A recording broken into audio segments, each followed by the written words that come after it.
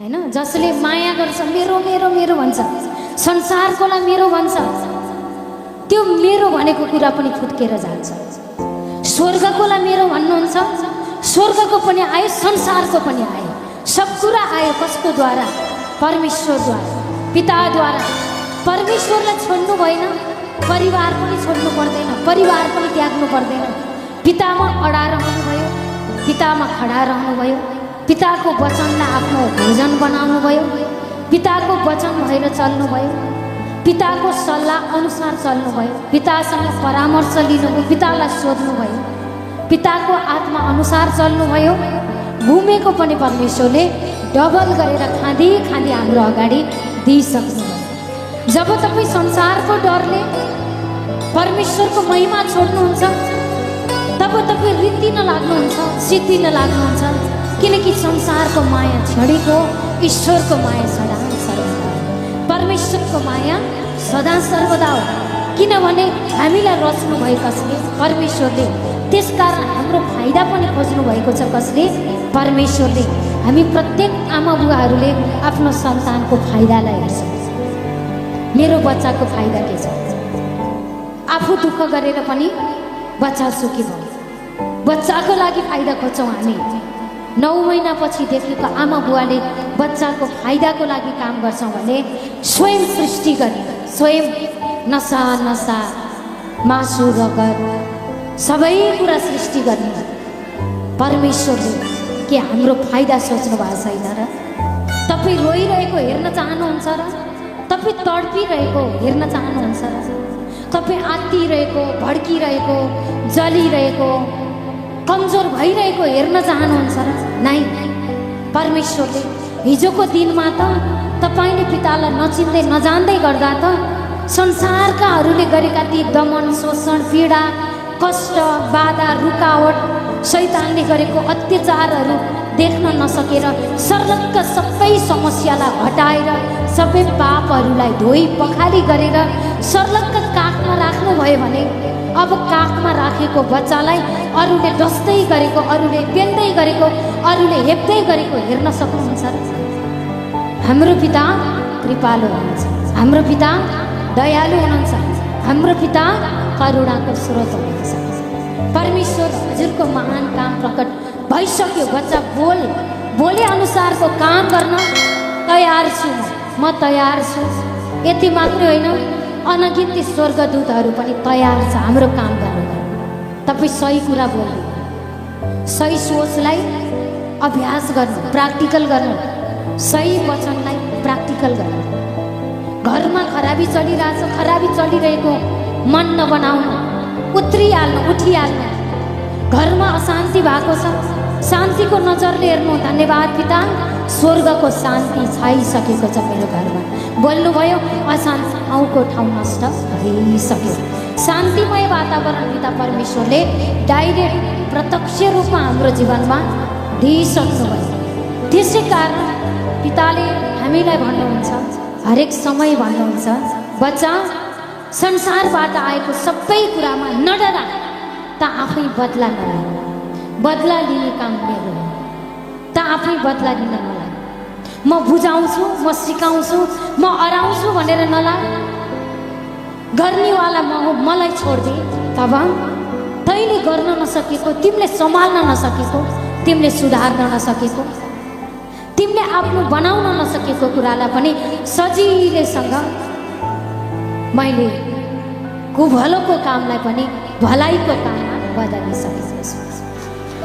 जो ईश्वरबाट आयो, यो सच कुरा, यो सत्य कुरा, यो सत्य कुरालाई प्र्याक्टिकल गर्नुहुन्छ। संसारमा चलेको रोग, समस्या, बाधा, निन्दा, कठिनाई, यो सबै झुट हो। झुटो कुरा टिक्दैन, त्यो टिक्नै सक्दैन, त्यो त झुट हो। रोग देखियो, त्यसलाई बार बार बोलेर शिरमा नराख्नु। मलाई यस्तो भएको छ, मलाई यस्तो भएको छ भन्नु भनेको आफैलाई श्राप दिने, आफैलाई श्राप दिने, आफ्नै मुखबाट अनि आशिषको अपेक्षा गरेर हुँदैन। रोग लागिरहेछ, खतरनाक भयानक रोग देखाइदिएको छ, तर पनि मुखबाट बोल्ने गर्नु। धन्यवाद पिता, म ठिक भइसकेँ। यो स्वर्गको रिपोर्ट, यो स्वर्गको रिपोर्ट जसले बनाउनु भयो, जसले एक एक खुद एक एक पिस पिस रच्नुभयो, बनाउनु, उहाँले आज हामीलाई भन्नुभएको छ, उहाँले हामीलाई आज यस्तो रिपोर्ट दिनुभएको छ। क्यान्सर थियो भने परमेश्वर भन्नुहुन्छ तिमी निको भइसक्यौ। यो नयाँ रिपोर्ट, यो ताजा रिपोर्ट, यो रिपोर्टलाई सम्पूर्ण मनले विश्वास गर्छ। कहिले मैले बताएको, कहिले मैले सोचेका ती कुरालाई आफ्नो जीवनमा आफूमाथि नलिनु, त्यो चिज मलाई। जस्तै उदाहरणले हाम्रो म्यामले मलाई गोबर या दिशा हातमा लिनु भएको छ, मलाई दिन लाग्यो।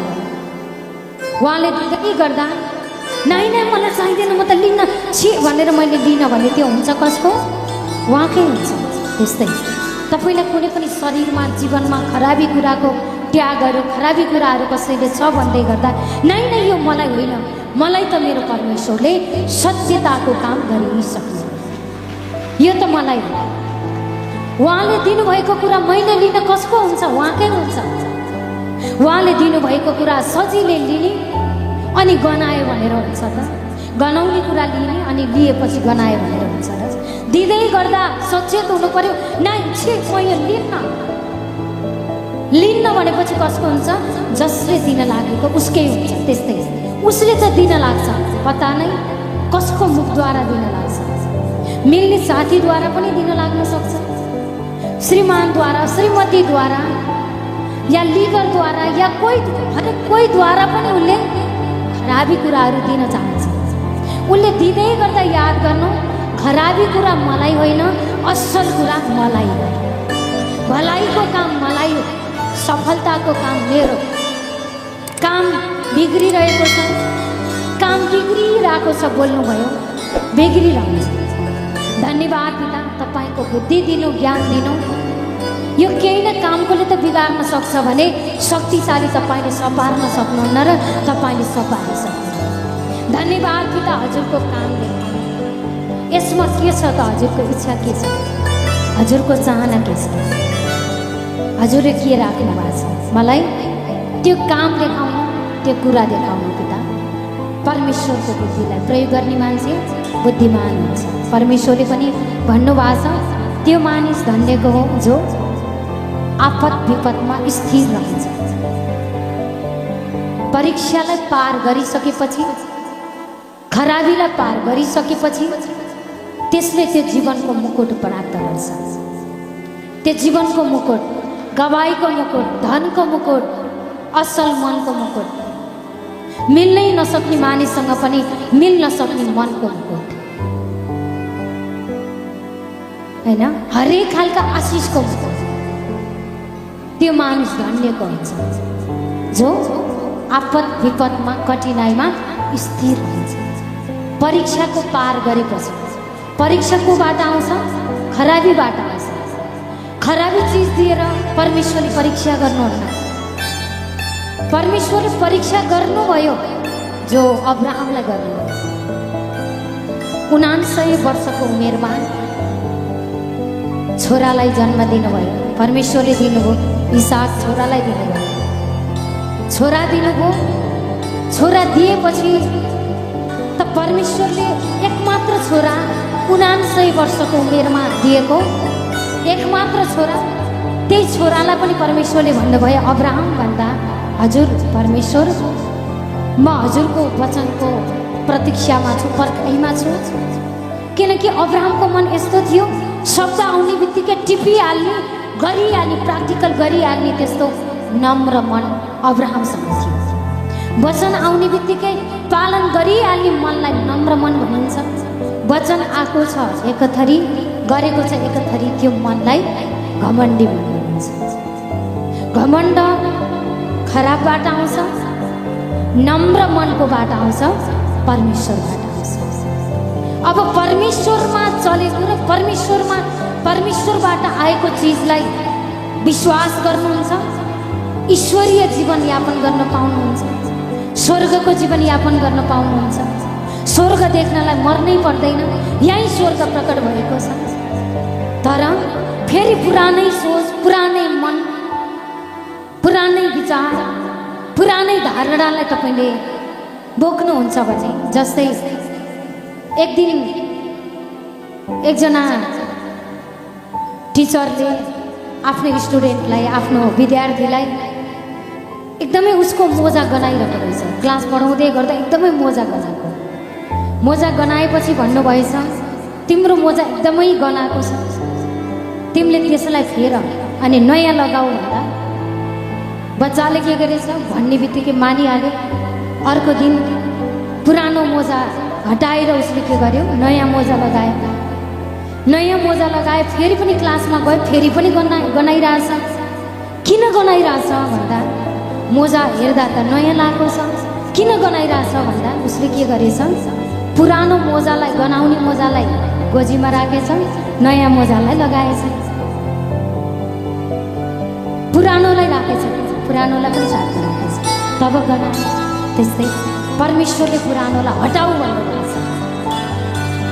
हटाएपछि स्वर्गको सुगन्ध, स्वर्गको सुवासना परमेश्वरले संसारमा छरिसक्नु भएको छ, भइसकेको छ।